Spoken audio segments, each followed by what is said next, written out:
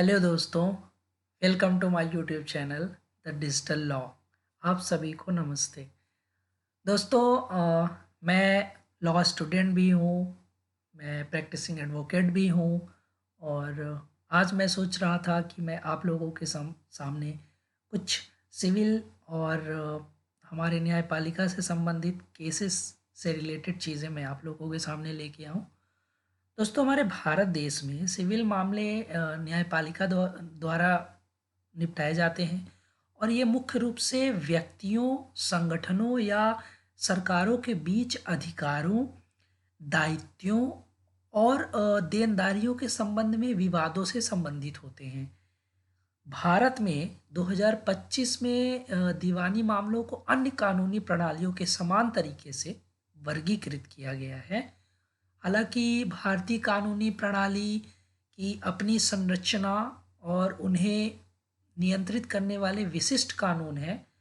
भारत में दीवानी मामलों के कुछ सामान्य प्रकार भी हैं।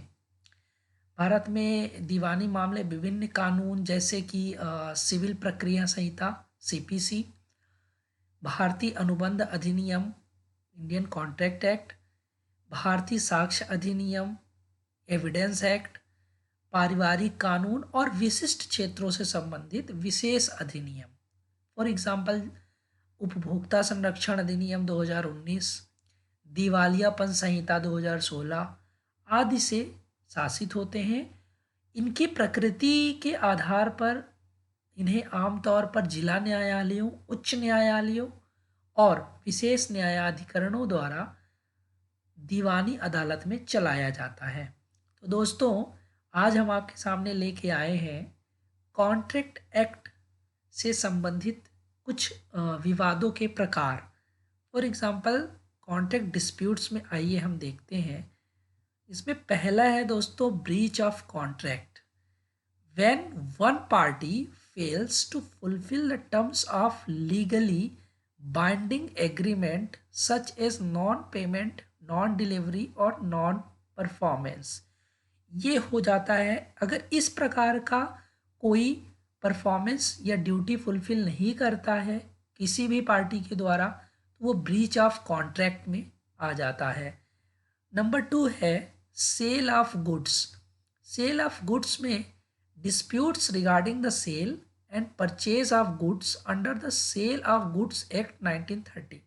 अब यदि आप 1930 सेल ऑफ गुड्स एक्ट के अंडर में कोई परचेजिंग या सेलिंग करते हैं और उसमें आप कोई डिस्प्यूट्स आपके बीच हो गया है, तो वो सेल ऑफ गुड्स एक्ट के कंट्रोल पे रहेगा और वो इसी से सॉल्व आउट होगा।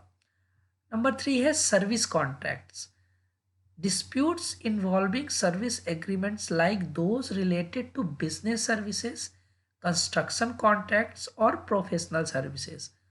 तो दोस्तों, इसमें कंस्ट्रक्शन कॉन्ट्रैक्ट से संबंधित, प्रोफेशनल सर्विस से संबंधित या बिजनेस से संबंधित किसी भी प्रकार का डिस्प्यूट इन्वॉल्व होता है या सर्विस एग्रीमेंट से संबंधित, तो वो सर्विस कॉन्ट्रैक्ट है और वो सर्विस कॉन्ट्रैक्ट से ही सॉल्व आउट होगा।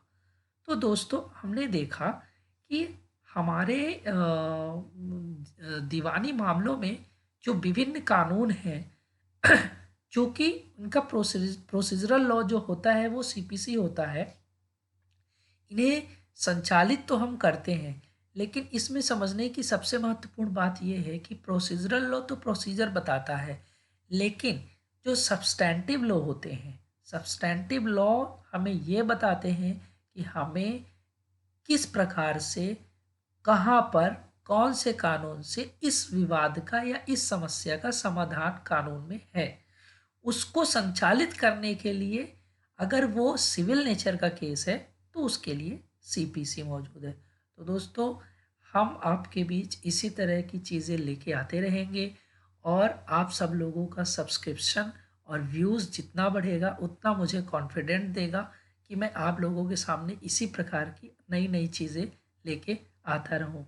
धन्यवाद।